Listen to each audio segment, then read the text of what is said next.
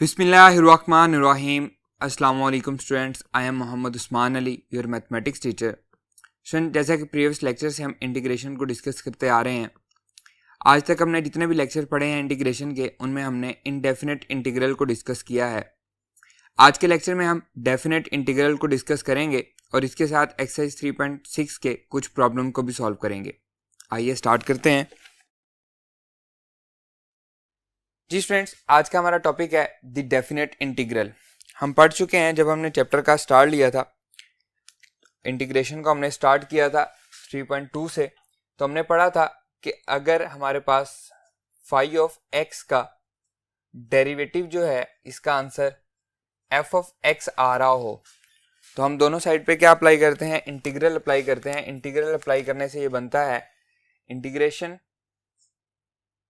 Phi dash of x dx is equals to integration f of x dx। तो ये integration f of x dx as it रहेगा, और हमने पढ़ा था कि इंटीग्रेशन और डेरिवेटिव आपस में एंटी होते हैं, तो कैंसिल हो जाएगा। तो ये हमारे पास जो टर्म है ये बन जाएगी integration of f of x dx equals to phi of x plus c, where c is any arbitrary constant, where c is any arbitrary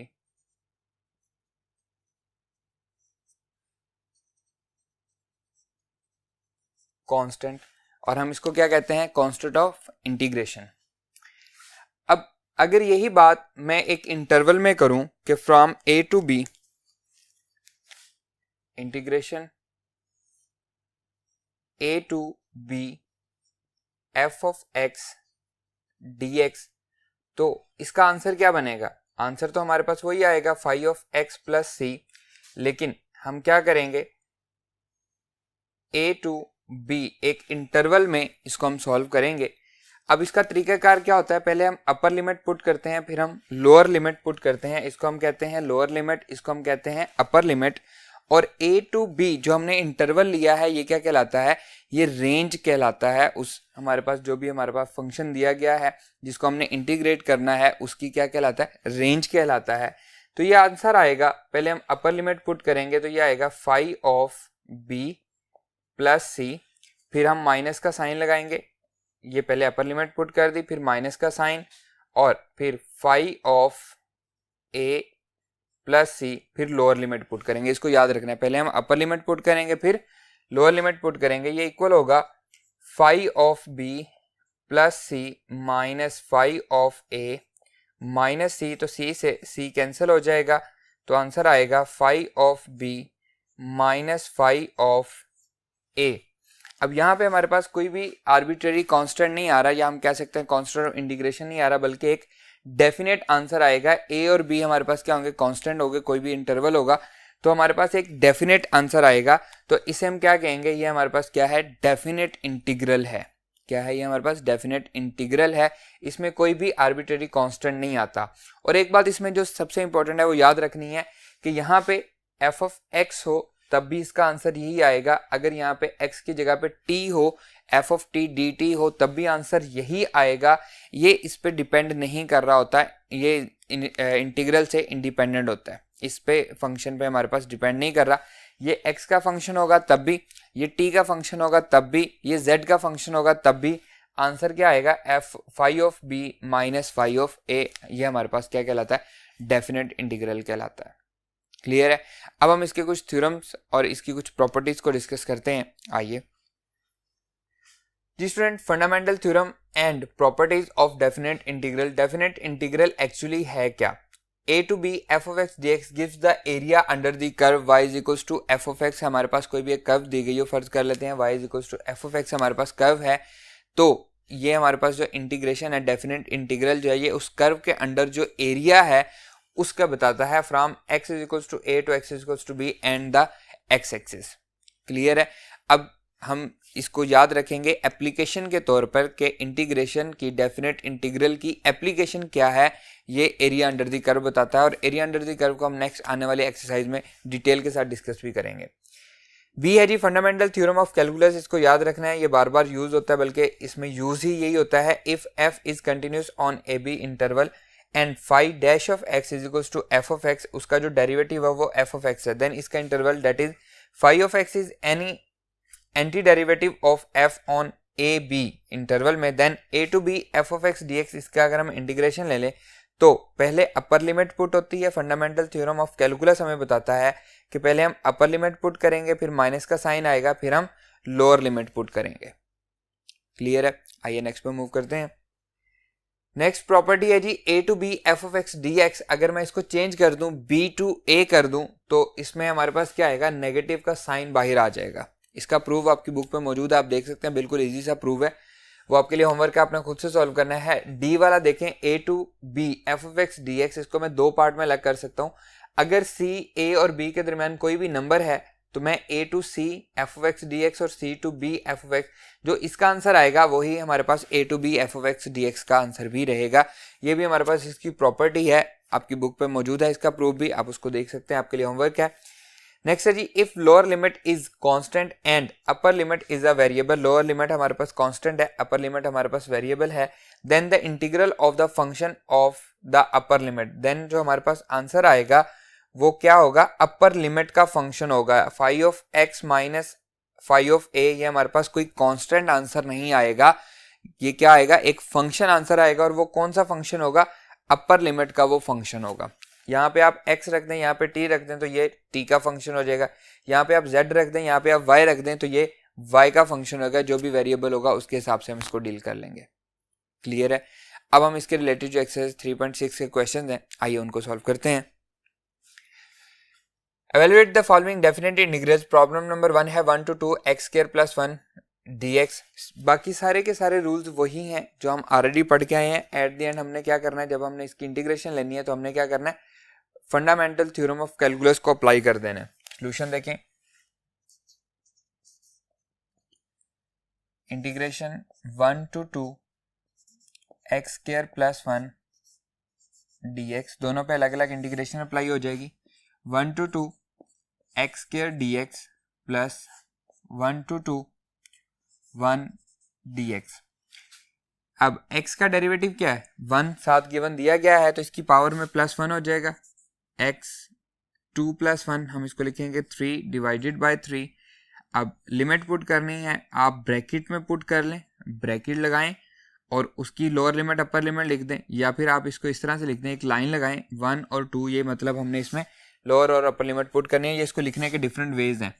plus 1 की इंटीग्रेशन क्या होती है x, और हमने इसमें लोअर लिमिट पुट करनी है 1, अपर लिमिट पुट करनी है 2।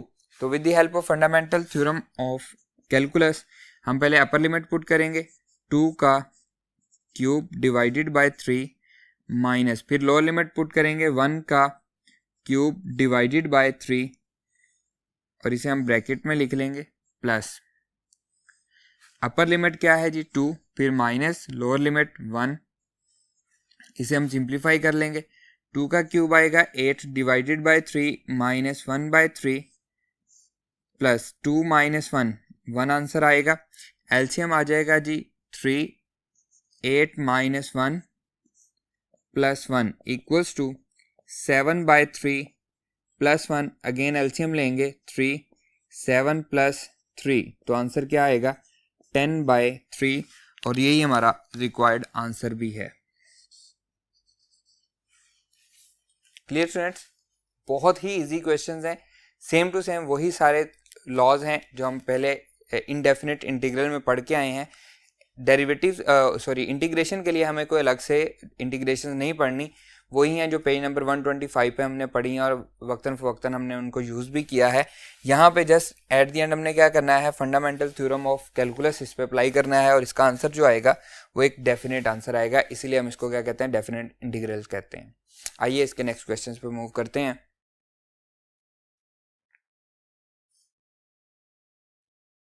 जी स्टूडेंट्स, प्रॉब्लम नंबर 3 है -2 to 0 1/2x - 1 whole square dx। Problem number 2 जो है वो same to same problem number 1 की तरह है। सॉल्यूशन देखें, बहुत इजी क्वेश्चंस है। -2 to 0 1/2x - 1 होल का square dx equals to -2 to 0 2x - 1 whole power -2 dx। Power के नीचे जो फंक्शन है उसका डेरिवेटिव क्या है, 2 है, जो कि साथ गिवन नहीं दिया गया, तो हम क्या करेंगे, 2 से मल्टीप्लाई भी करेंगे और 2 से डिवाइड भी करेंगे। -2 to 0 2x - 1 whole power -2 into 2 dx। 2 से मल्टीप्लाई और 2 से डिवाइड कर दिया तो ये हमारे पास इसका डेरिवेटिव बन गया है। अब हम इस पे थ्योरम लगा देंगे, हम पढ़ चुके हैं, इसकी पावर में 1 प्लस कर देंगे क्योंकि डेरिवेटिव साथ मौजूद है। 2x - 1 होल पावर -2 प्लस 1 -1 बचेगा डिवाइडेड बाय -1 और इसमें हमारे पास अप्लाई हो जाएगी lower limit and upper limit.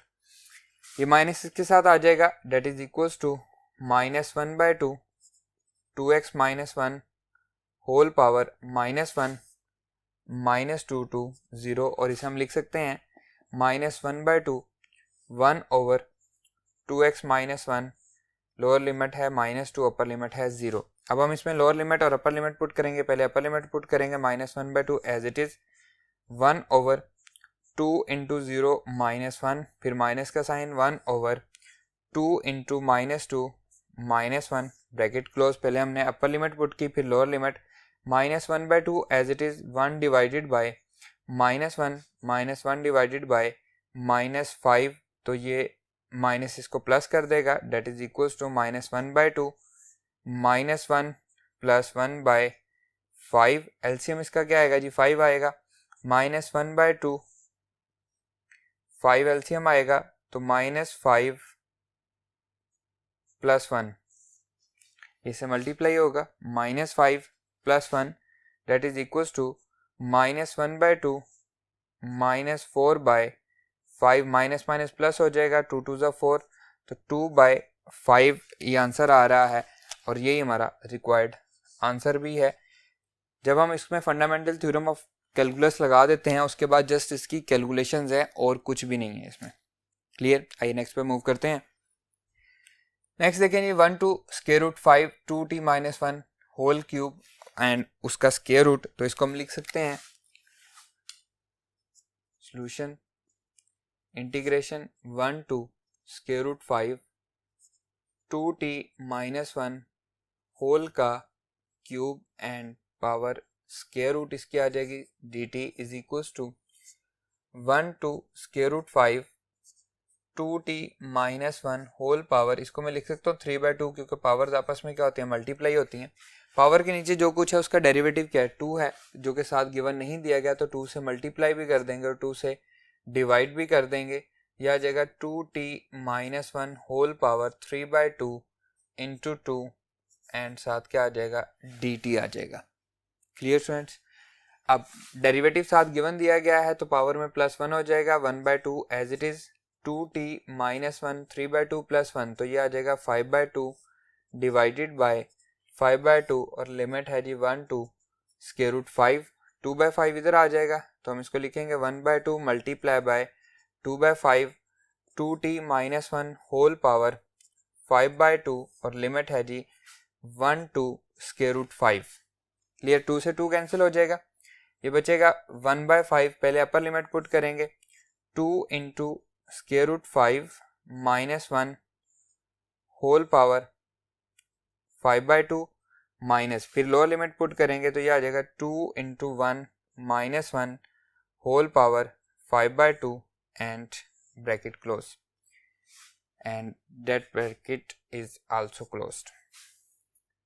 1/5 into 2 into √5 -1 whole power 5/2 minus 2 - 1 क्या बचेगा, 1 बचेगा, 1 की पावर 5/2 क्या रहेगी, 1 ही रहेगी, तो इसे हम लिखेंगे 1/5 इंटू 2 इंटू √5 -1 होल पावर 5/2 -1, और ये इससे मजीद सॉल्व नहीं होता, so that is our required answer. Clear students, आइए मूव करते हैं नेक्स्ट प्रॉब्लम पे। जी स्टूडेंट्स, प्रॉब्लम नंबर 6 है 2 to square root 5x into x square minus 1 सारे का square root. Solution 2 to square root 5x x square minus 1 सारे का square root dx। इसको अगर मैं रीअरेंज करूं तो मेरा प्रॉब्लम सॉल्व हो जाता है। X square minus 1 whole power 1/2 into x dx। तो ये सेम प्रीवियस क्वेश्चन की तरह बन गया है। ये हमारे पास पावर के नीचे जो फंक्शन है इसका डेरिवेटिव क्या आएगा, 2x आएगा। तो हम क्या करेंगे, क्योंकि 2 नहीं दिया गया तो 2 से मल्टीप्लाई भी करेंगे और 2 से डिवाइड भी कर देंगे। X square minus 1 whole power 1/2 into 2x dx। 2 से मल्टीप्लाई और 2 से डिवाइड हमने कर दिया है। अब इसका डेरिवेटिव साथ दिया गया है तो ये आएगा जी 1/2 x square minus 1 whole power 1/2 plus 1, तो ये 3/2 हो जाएगी डिवाइडेड बाय 3/2 और लिमिट आ जाएगी 2 to square root 5 that is equals to 1/2 multiply by 2/3 x square minus 1 whole power 3/2 and limit आएगी 2 टू स्क्वायर रूट 5। 2 से 2 कैंसिल हो जाएगा, 1/3 अपर लिमिट पुट करेंगे तो ये आ जाएगा जी स्क्वायर रूट 5 का square minus 1 and whole power 3/2 minus lower limit put करेंगे 2 का square minus 1 and whole power 3/2 and सारे का सारा ब्रैकेट में, क्योंकि 1/3 जो है वो दोनों से मल्टीप्लाई हो रहा है। ये आ जाएगा जी 1/3 स्क्वायर रूट 5, 5 माइनस 1 क्या बचेगा, 4 बचेगा, 4 पावर 3/2 माइनस 2 का स्क्वायर 4 माइनस 1 3, 3 की पावर 3/2 एंड ब्रैकेट क्लोज। 1/3 4 को मैं लिख सकता हूँ 2 का square and whole power 3/2 minus 3 को इसको हम लिख सकते हैं 3 का cube and whole power 1/2 and bracket close. 1/3 as it is, ये आ जाएगा जी 2 का स्क्वायर से ये कैंसिल हो जाएगा, ये आएगा 2 क्यूब माइनस 3 क्यूब, 3 का स्क्वायर क्या होगा 9 और 3 क्यूब क्या होगा 27, उसका स्क्वायर रूट हो जाएगा। इसको हम 3 क्यूब ही लिख लेते हैं, 3 स्क्वायर रूट का क्यूब भी हम लिख सकते हैं। हम इसको 3 क्यूब पावर, या इसको हम लिख लेते हैं 27 ही लिख लेते हैं, 27 का square root and bracket close. इसको हम लिखते हैं जी 1/3 को मल्टीप्लाई करते हैं 2 क्यूब के साथ भी, माइनस 1/3 को मल्टीप्लाई करते हैं 27 को मैं लिखता हूँ 9 मल्टीप्लाई बाय 3 ताकि ये थोड़ा सा इजी हो सके। That is equals to 2 cube क्या आएगा जी 8 आ जाएगा, 8 डिवाइडेड बाय 3 माइनस 9 का स्क्वायर रूट क्या आएगा 3, और इसको मैं लिख सकता हूँ 3 इंटू स्क्वायर रूट 3, बिल्कुल लिख सकते हैं, डिवाइडेड बाय 3, तो 3 से 3 कैंसिल हो जाएगा तो बचेगा क्या, ये बचेगा 8/3 माइनस स्क्वायर रूट 3। क्लियर। मजीद सॉल्व करना चाहें तो एलसीएम लेके सॉल्व कर सकते हैं, वरना अकॉर्डिंग टू बुक यही आपका रिक्वायर्ड आंसर भी है। क्लियर है। आइए मूव करते हैं नेक्स्ट पे। नेक्स्ट है जी प्रॉब्लम नंबर 9 -1 to 1। जो प्रॉब्लम मैं छोड़ रहा हूँ वो सेम टू सेम इनसे मिलते जुलते हैं, तो आपके लिए होमवर्क है, आपने खुद से सॉल्व करना है। प्रॉब्लम नंबर 9 देखें, ये भी बिल्कुल सेम इसी तरह से है, इजी है बिल्कुल। Solution -1 to 1 x plus 1/2 x square plus x plus 1 सारे का स्क्वायर रूट dx। अब देखने में ये थोड़ा सा मुश्किल लग रहा है कि कौन सा फंक्शन है और कौन सा डेरिवेटिव है। X square plus x plus 1 whole power 1/2, इसका हम एलसीएम ले लेते हैं तो ये आएगा 2x plus 1 into dx। 1/2 constant है, बाहर लिख लेते हैं 1/2 integration -1 to 1 x square plus x plus 1 whole power 1/2 2x plus 1 into dx। अब देखें पावर के नीचे जो फंक्शन है उसका डेरिवेटिव क्या है 2x प्लस 1 जो के साथ गिवन दिया गया है, तो हम क्या करेंगे इसकी पावर में +1 कर देंगे। X square plus x plus 1 whole power क्या हो जाएगी 3/2 डिवाइडेड बाय 3/2 एंड लिमिट आ जाएगी -1 to 1 that is equals to 1/2 multiply by 2/3 ये इधर आ जाएगा x square plus x plus 1 whole power 3/2 and limit आ जाएगी -1 to +1। क्लियर? 2 से 2 कैंसिल हो जाएगा, ये आ जाएगा 1/3। पहले अपर लिमिट पुट करेंगे 1 का square plus 1 plus 1 whole power क्या आएगी 3/2 माइनस, फिर लोअर लिमिट पुट करेंगे -1 का square plus -1 plus 1 and whole power क्या आएगी 3/2 और ये ब्रैकेट में आ जाएगा क्योंकि 1/3 जो है वो दोनों से मल्टीप्लाई हो रहा है दैट इज इक्वल्स टू 1/3 1 का स्क्वायर 1 रहेगा 1 प्लस 1 प्लस 1 3 क्यूब या 3 की पावर 3/2 इसको भी हम फिलहाल इसी तरह से लिख लेते हैं माइनस प्लस माइनस कैंसिल हो जाएगा, ये 1 बचेगा 1 की पावर क्या आएगी 3/2 आएगी और ब्रैकेट क्लोज हो जाएगी दैट इज इक्वल्स टू 1/3 इसको मैं लिख सकता हूँ 3 क्यूब का square root -1 as it is और इसे हम लिख सकते हैं 1/3 27 का स्क्वायर रूट -1 ब्रैकेट क्लोज 1/3 दोनों से मल्टीप्लाई होगा 27 को मैं लिख सकता हूँ 3 इंटू स्क्वायर रूट 3 अभी प्रीवियस क्वेश्चन में हमने किया है 3 से डिवाइड हो जाएगा -1/3 तो 3 से 3 कैंसिल हो जाएगा बचेगा क्या स्क्वायर रूट 3 -1/3 और यही हमारा रिक्वायर्ड आंसर भी है। आप चाहें तो एलसीएम लेके भी इसको लिख सकते हैं, यह आ जाएगा 3 into square root 3 -1 divided by 3। Clear है? दोनों आपके आंसर हैं, कोई भी लिख लें, कोई डिफरेंस नहीं है, कोई गलत नहीं होगा। क्लियर है स्टूडेंट्स? आइए मूव करते हैं नेक्स्ट प्रॉब्लम पे। जी स्टूडेंट्स, प्रॉब्लम नंबर 10 है 0 to 3 1/x² + 9 dx। इसको हम पहले पढ़ भी चुके हैं प्रीवियस लेक्चर में भी।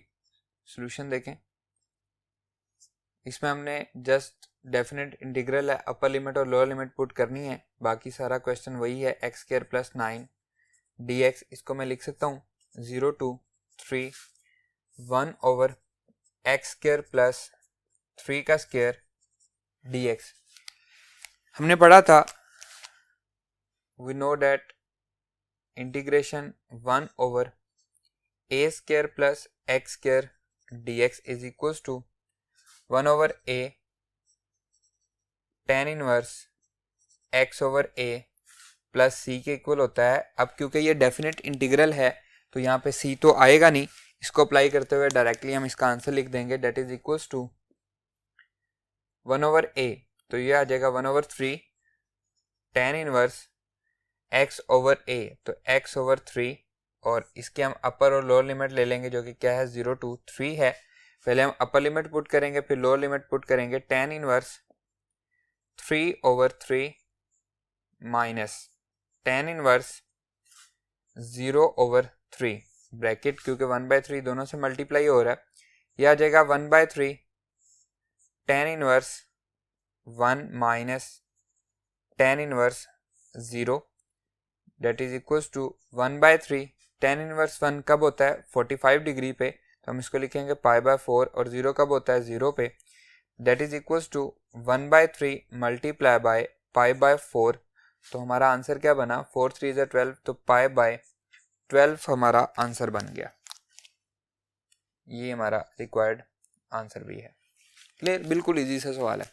नेक्स्ट पे आते हैं problem number 11 π/6 to π/3 cos t। We know that page number 125 पे हम पढ़ के आए हैं।